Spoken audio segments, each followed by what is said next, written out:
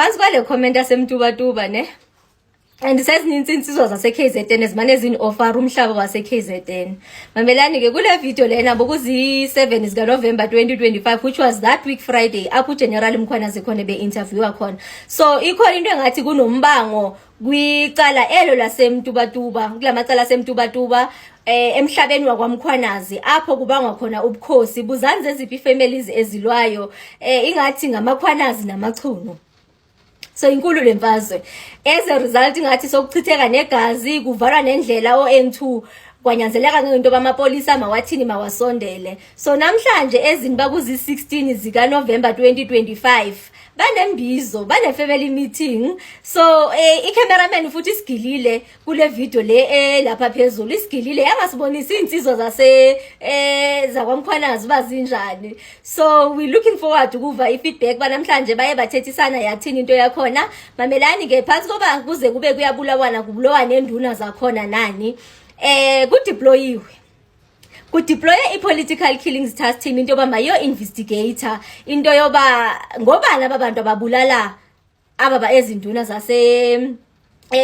zasemhlabeni wakwaMkhwanazi ke. So as for indaba yokurelocate le KZN ingathi offer yakhona yona I'll take it very soon because niyayibona iSouth Africa bafethu ihamba kancinci eyona province ensenethemba la into babaza ukwala ngeprovince yabo ikwa iKZN okwangoku.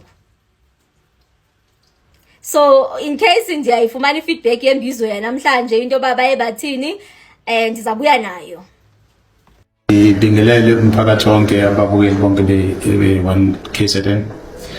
Ngifike la emhlabeni wakwaMkhwanazi ngesizathu sokuthi kuye kwaba nenkinga leli sonto leli esiphuma kulona la umphakathi wakule ndawo bukade uzwalisa ungajabuli ngesinqumo esithathwe isilo ngalendlela ezokuthi bahambe bayovimba umgaqo u-freeway N2. Ngicabanga ukuthi wonke umuntu uyazi ukuthi N2 busy. Manje mangabe sekuvimbe umgaqo isiphoqa amaphoyisa ukuthi asondele eduze azobuza ukuthi inkinga ikuphi. Kanti bengeke ngathintwa nesilo uqala walisonto ezokalisa ukuthi kugcwele abantu bakaMkhwanazi endlonkulu bazise ikhalo ebusuku. Ngithe manguwa ukuthi angathi lento izoba inkinga ngcono sisheshe sisondele samaphoyisa ngoba kubalekile ukuthi sigweme ukuchitha kwegazi kunoze kube khona ingakho kufanele sisondele ukuzobona ukuthi inkinga yini kahle kahle. Sivumelene ngokuthi njengoba sihleli nenkosi sizophinda sihlangana ngomhla ka-16 ukuze sibe nembizo ezoba khona la endaweni yaMkhwanazi ngo-10 ekuseni. Simeme u-MEC uThelezo Khotha uvumile ukuthi naye uzobe khona ngoba kumele azonikeza ubufakazi emphakathini umphakathi wonkana waMkhwanazi ukuthi lo mhlaba waMkhwanazi ubani inkosi yala kaMkhwanazi ngoba ngizwa ngathi kuzwakala ngathi kukhona indoda ebesizibeka njengenkosi. Kufanele ukuthi uPhopha azobanikeza isiqiniseko ukuthi kusomhlaba waMkhwanazi.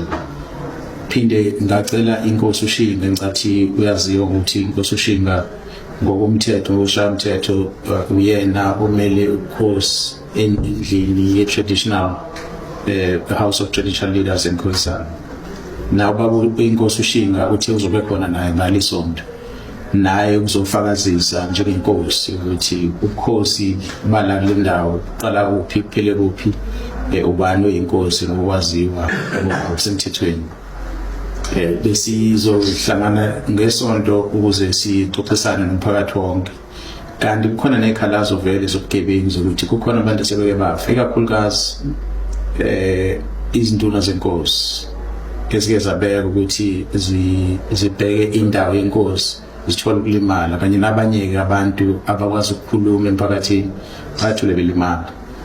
Ngicabanga ukuthi kuningi ke seke wakhuluma ngeqembu elike lalethwa la eprovince ebesilakhile ukuthi libheke ukuphepha nokulinyazwa kosomapolitiki.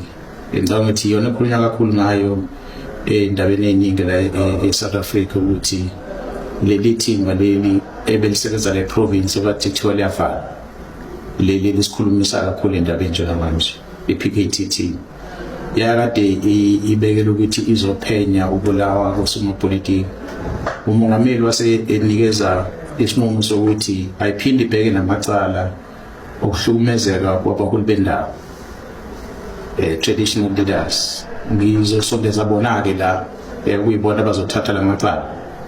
I-Political Killings Task Team yona ezothatha la macala asekenzeka kule ndawo, ngoba ngizothiwa amacala ahlangene nokubulawa kwezinduna kuba ngubukhosi. Ibona-ke abazosondela la ukuze babheke kahle kahle ukuthi ubani obulala labantu, isizathu sayo. Ngicabanga ukuthi umsebenzi wayo ke lela qembu uyazi umhlabeni wonke lo. Iwona uzosondela la, ngizofika nawe umphathwa uzobe ephethe labo baphenyi, ngizofika naye ngesonto ngimthole emphakathini ukuthi bamazi ukuthi nangu umuntu ozobe eliphi iqembu, ukuze bakwazi ukuxhumana naye laba bazobe ne-information. Ngoba kumele siqede ubugebengu, kumele siziqiniseke ukuthi ngokuthola emphakathini ukuze uhulumeni akwazi ukuthuthukisa umphakathi nosomabhizinisi bathuthukise umphakathi, ukuze umphakathi wonke uxhomele kulothuthuko uzobe kukhona le ndawo yabakhwanasa. Ilokho phela lesikuzelela. Shamasi, mhlawumbe ukuveza uphinde waveza yena lo thinteka kwaNcube nayo kuzomveza abe khona kulo mhlangano, ukubaleka kwakhe mhlawumbe ukuthini ukubaleka abe khona emhlanganweni. Esikutholile ukuthi ngathi silo siphakamise ubaba kaNcube njengeso laso kule ndawo, kuyiyona esusumsilo kakhulu ngoba ikhona inkosi yaMkhwanazi. Umhlangano kade ukhona-ke eNdlunkulu, ubaba uChiliza, inkosi uChiliza nenkosi uShinga kade ngekhona, balilalela udaba bazama ukungenelela. Ingakho uzobe khona nenkosi uShinga mase sihlangana embizweni. Besizwe ukuthi angathi ubaba Ncube bebezombiza eNdlunkulu ukuthi kuyoxoxiswana ngalelo daba. Nami ngimcelile-ke njengoba engekho la ukuthi ngicela ukuthi sihlangane naye ukuthi ngizwe ukuthi inkinga ikuphi kahle kahle. Uma ngisuka lana nje ngizohlangana naye police station njengamanje wamsana, ngoba ngiyafisa naye njengesakhamuzi sala akhele inkosi ukuthi naye kumele ayimbandakanye entweni ezenzeka emphakathini ukuze kungabi nomsindo. Ukuphepha komphakathi kubalekile njengoba kubalekile nokwakhe.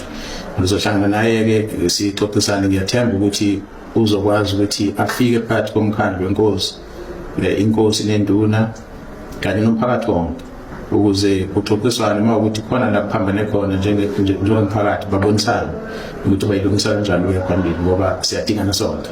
Akekho umuntu efuneka agijinyiswe omunye aphile kahle kunomunye, kufuneka siqondisane. Ingakho nithi ngiqale ngokhokta ukuthi ukhokta azofaka isigcizelelo ukuthi inkosi ubani ngokusemthethweni. Inkosi-ke nelungelo lokubeka induna la zibeka khona. Induna mazibeka zilimala, amaphoyisa afanele asondele eduze uzobheka ukuthi ubani olimaza induna. Osomabhizinisi abafuna ukuzotshala imali endaweni yenkosi kumele bahambe ngomgudu lo obekiwe ubukhosi bakule ndawo. Kufanele kuxoxiswane nabo ukuthi endaweni ethile makhona ukuthuthukisa okuzenza khona umphakathi uhlanganiswe, waziswe umphakathi ngoba umhlaba abantu bakhile banamathuna, obaba omkhulu babo bafihliwe kulezo ndawo. Ngeke ufike uzohliphiza ngokuthi ulethe ibhizinisi, kumele kukhulunyiswane ngaleyo nto. So kumele bakulandele. So indaba yokuthi osomabhizinisi bazofike baxhumane nabantu abathile bamaforum, badayisa umhlaba wenkosi, badayisa umhlaba yabantu ngoba bethi bazofuna ukuthatha imali, kuzofike sivimbele. So ingakho kuzofike sikhulumisane naye sisonke. Siyathemba ukuthi imbizo mayifika izoqhamuka nexazululo, ukuya phambili sizobona le ndawo enye indawo ezothuthuka ukuze bonke abantu bakwazi ukujabula.